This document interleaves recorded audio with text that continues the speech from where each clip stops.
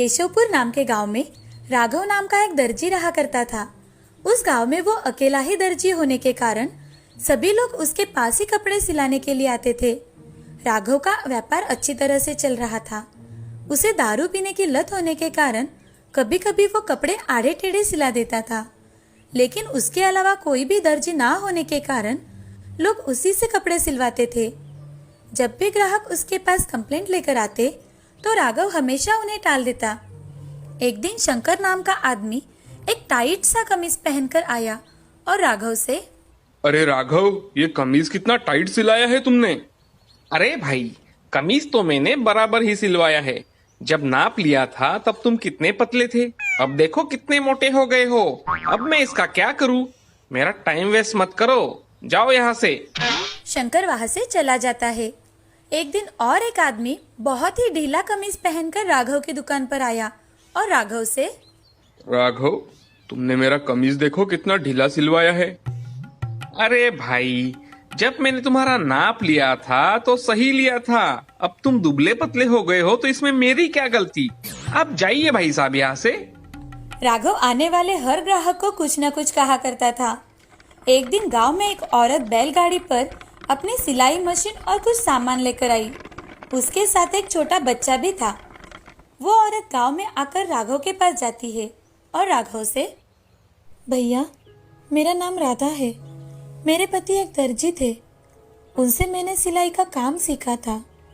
मेरे पति का कुछ दिनों पहले ही निधन हो गया है।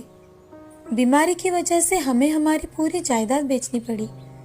मैं काम की तलाश में यहाँ आई हूँ। मुझे सिलाई का काम आता है और मैं भी आप ही की तरह टेलरिंग का काम शुरू करना चाहती हूँ। मैं नहीं चाहती कि मेरी वजह से आपका कोई नुकसान हो। आप मुझे काम पर रख लीजिए। आप जितनी भी चाहे उतनी तनख्वाह मुझे दे सकते हैं। ना मत कहिए। अरे बहन जी, आप मुझे बता रही हो या धमका रही हो? आपको काम पर रखने की मुझे कोई जरूरत नहीं है। तुम्हें दुकान खोलना है तो खोल लो, मगर याद रखना, औरत के पास कोई कपड़े सिलवाने नहीं आता। कोई भी कैंची पकड़ लेता है और खुद को दर्जी समझने लगता है। राधा वहाँ से अपने बच्चे के साथ चली गई। उसी दिन से राधा ने एक पेड़ के नीचे ही अपना दर्जी का काम शुरू कर दिया। उसके पास शुरू में कोई गाँव वाला नहीं जाता था। ये देख राघव उस पर हंसता था। एक बार एक औरत उसे कपड़े सीने को दे गई। राधा ने उन कपड़ों को बहुत ही अच्छी तरीके से सिया। उस औरत ने कपड़े देख, तुमने ये कपड़े बहुत अच्छे सिए हैं। मैं अपने गली में सबको बताऊंगी तुम्हारे बारे में, ताकि सब तुम्हारे पास कपड़े सिलाने के लिए लाए। जी बहन, आपका बहुत बहुत शुक्रिया। उसके बाद कई औरतें राधा के पास कपड़े सिलाने के लिए आया करती थी। बाद में आदमी लोग भी उसके पास कपड़े सिलाने के लिए आया करते थे। एक दिन श्याम नाम का आदमी, राधा बहन, तुम एक स्त्री होकर भी कितने अच्छे आदमियों के कपड़े सिलाती हो। और एक वो राघव है, निठल्ला कहीं का। राघव वही खड़ा होने के कारण उसने वो सारी बातें सुन ली और उसे बहुत गुस्सा आया। थोड़े ही दिनों में राधा ने अपनी कड़ी मेहनत के दम पर एक दुकान भी खरीद ली और उसमें वो कपड़े सीने लगी। राधा का धंधा भी अच्छा चल पड़ा। राधा अपने ग्राहकों को अच्छी तरह से कपड़े सिलवा के दिया करती थी। उसके विपरीत राघव की दुकान चलना ही बंद हो गया था। उसके ग्राहक तो जैसे आना ही बंद हो गया था।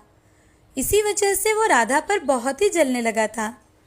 एक दिन बड़े घर का नौकर आकर राधा से, बहन जी, कपड़े सिलाने वाली राधा आप ही हो? हाँ भैया, मैं ही हूँ। क्या काम था? बहन जी, मालिक ने आपको उनके घर के सबके कपड़े सिलवाने का काम दिया है। आपको घर आकर सबका नाप लेकर जाना पड़ेगा। जी, मैं जरूर आऊंगी। मुझे घर का पता दे दीजिए। बहन जी, आपको मेहता हाउस में आना है। ठीक है भैया, मैं कल आ जाऊंगी। राधा के हाँ कहते ही नौकर वहाँ से चला गया और राधा अपने दुकान में काम में व्यस्त हो गई। ये सब बातें दूर खड़ा राघव सुन रहा था। वो मन ही मन, इस राधा को मैंने काम पर न रखकर बहुत बड़ी गलती कर दी है। अब मेरे पास कोई कपड़े सिलाने नहीं आता और इसके पास देखो, एक के बाद एक ऑर्डर आ रहे हैं। इसके दुकान का मुझे कुछ ना कुछ करना ही होगा। राघव वहाँ से चला जाता है। तभी राघव की पत्नी शीला वहाँ आकर, राधा बहन, मैं राघव की पत्नी हूँ। जब से तुम इस गांव में आई हो, मेरे पति का तो धंधा जैसे बंद ही हो गया है। एक दिन भी हमारी अच्छे से कमाई नहीं हुई। मैंने उन्हें कहा था कि मैं उनके यहाँ काम करती हूँ, मगर उन्होंने साफ साफ मना कर दिया। उनसे गलती हो गई राधा बहन, तुम मेरी एक बात मानोगी? हाँ बताओ ना। मेरे पास ये 50,000 रुपये बचे हैं, इसे लेकर तुम यहाँ से चली जाओ, मैं तुम्हारे हाथ जोड़ती हूँ। ऐसा कहकर शीला हाथ जोड़कर रोने लगी। शीला बहन, तुम हाथ मत जोड़ो, मैं ये पैसे लेना तो नहीं चाहती थी, मगर मेरी भी मजबूरी है। मैंने बहुत कठिनाइयों के बाद ये दुकान शुरू की है। अगर मुझे दूसरे गांव जाना है तो मुझे ये पैसे लेने ही होंगे, जिससे मैं दूसरे गांव जाकर अपनी खुद की दुकान शुरू कर पाऊँ। तुम चिंता मत करो, मैं आज ही ये गांव छोड़ के जाऊंगी। राधा ने शीला के हाथों में दुकान की चाबियां दे दी और राधा अपने बेटे के साथ दूसरे गांव चली जाती है। शीला और राधा के बीच की बात राघव को पता ना होने के कारण राघव रात के समय शराब के नशे में धुत राधा की दुकान के पास चला आता है। उसके हाथ में रॉकेल की कैन होती है। वो नशे की हालत में सारी दुकान पर रॉकेल छिड़क कर आग लगा देता है और मजे से देखने लगता है। दुकान धू धू करके जलने लगा था। ये देख गांव वाले और शीला भी वहां पहुंच जाते हैं। आग की लपटें इतनी बढ़ चुकी थी कि पूरा दुकान तहस नहस हो गया था। हाय, लुट गई, बर्बाद हो गई। अरे मैंने बचाए हुए 50,000 रुपए से ये दुकान खरीद लिया था और आपने ही इसे जला डाला। अब हम क्या करेंगे? शीला की सारी बातें सुनकर राघव दंग रह गया। जब उसे सारी बातें पता चली तो उसने अपना माथा पीट लिया। वहाँ खड़े सभी लोगों के समझ में आ गया था कि सारी करी धरी राघव की ही है। फिर लोगों ने राघव को पकड़कर खूब पीटा।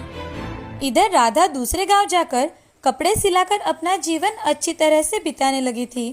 राधा ने एक नई उम्मीद के साथ अपना नया व्यवसाय शुरू किया और लालच के कारण राघव को अपनी दुकान गंवानी पड़ी। इस कहानी से हमें यह सीख मिलती है कि ईर्ष्या और लोभ करने के कारण हम हमेशा अपना ही नुकसान कर देते हैं। इसीलिए जिंदगी में कभी भी लालच नहीं करना चाहिए।